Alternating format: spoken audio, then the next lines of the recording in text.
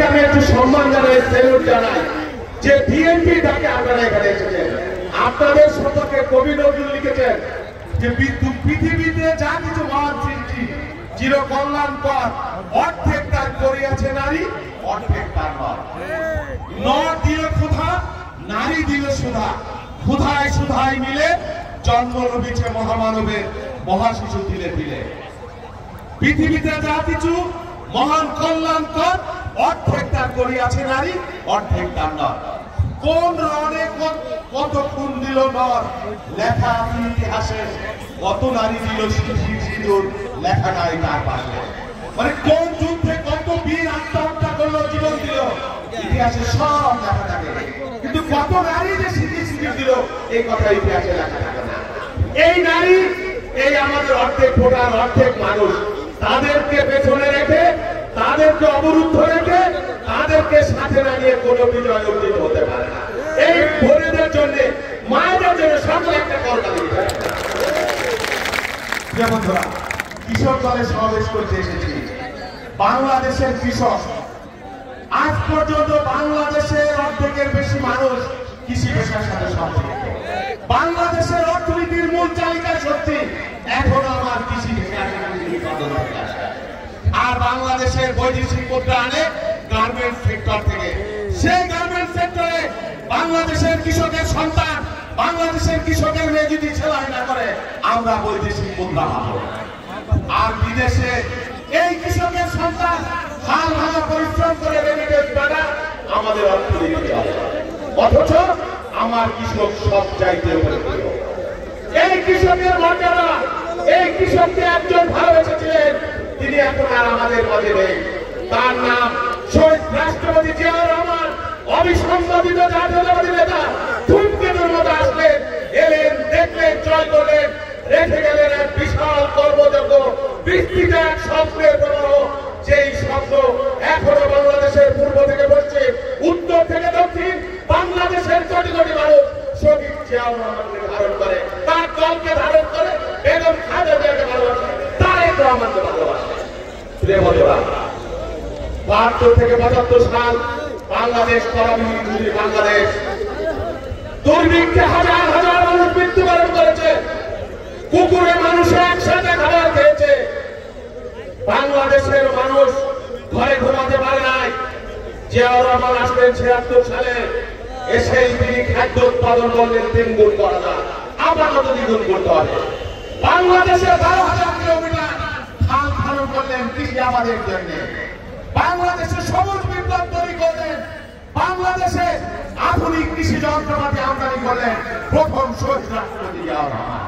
বাংলাদেশে ইতিহাসের আলোচনা করলেন, বাংলাদেশে কৃষি গবেষণা প্রতিষ্ঠান করলেন। ৩ বছর, ৩.৫ বছরের মাথায় আমরা খাদ্যে স্বয়ংসম্পূর্ণ হয়ে তহবিল জঙ্গলি বাংলাদেশ থেকে আত্মনির্ভরশীল খাদ্যে স্বয়ংসম্পূর্ণ বাংলাদেশ হলাম। ৮১ সালে আমরা নেপালে বাংলাদেশ থেকে চাল রপ্তানি করতে পারলাম। এই ছিল একজন অবিসংবাদিত নেতা। জিয়াউর রহমান বলেছিলেন খাদ্য উৎপাদন ৩ গুণ করা যায়, আমাদের ২ গুণ করতে হবে। তিনি বললেন রাস্তার ২ পাশে ফলের গাছ রোপণ করতে হবে। তিনি বললেন খাল, বিল, নর্দমার পুকুর সমস্ত জায়গায় মাছের পোনা ছাড়তে হবে, মাছের চাষ করতে হবে। তিনি বললেন ১ ইঞ্চি জমি খালি রাখা যাবে না, প্রত্যেকটা জমি আবাদ করতে হবে। বাংলাদেশে রাখা যাবে। বাংলাদেশে এমন কোন ইউনিয়ন নাই, যে এমন কোন থানা নাই শহীদ জিয়াউর রহমানের পা পড়ে নাই। ৫০ কিলোমিটার, ৬০ কিলোমিটার হেঁটে মানুষকে ভালোবেসে, দেশকে ভালোবেসে হাতে হাতে উনি গ্রামের মধ্যে চলে যেতেন। গিয়ে তিনি এক পরিবার বাড়িতে বললেন যে মা, আমি একটু খাবার চাই, আমি ক্ষুধার্ত, আমাকে পানি দেওয়ার জন্য। পরিবার তাকে পানি এনে দিল। জিয়াউর রহমান বললেন, প্রেসিডেন্ট বললেন যে শুধু পানি দিলেন, আপনি কি আর কিছু আমাকে দিতে পারলেন? আমি ক্ষুধার্ত। পরিবার বললেন যে না বাবা, আমার তো ঘরে দেওয়ার মতো কিছু নাই।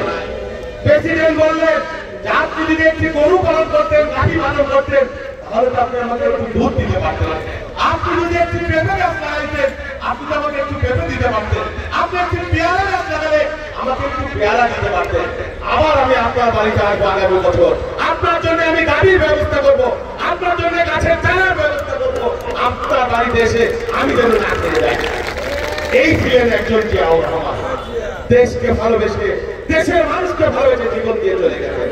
বেগম খালেদা জিয়া 9 বছর সামরিক স্বৈরাচার হোসেন মোহাম্মদের সাথে বিরুদ্ধে লড়াই করে আপসীভাবে মতো কয়েকজন ছাত্র তাকে নিয়ে তিনি সামরিক জনতা হোসেন মোহাম্মদের তত্ত্বাবধানকে ছিন্ন ভিন্ন করে দিয়ে 91 সালের নির্বাচনে আবার বিএনপিকে ক্ষমতায় আনলেন।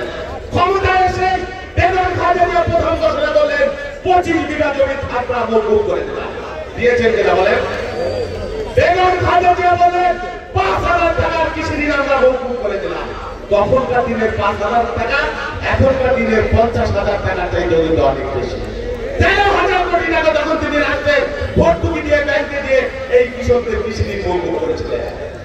আর আমাদের নেতা তারেক রহমান প্রধানমন্ত্রী হন নাই, মন্ত্রীও হন নাই, এমপিও হন নাই, বাবার মায়ের পথ ধরে তিনি হাঁটছিলেন।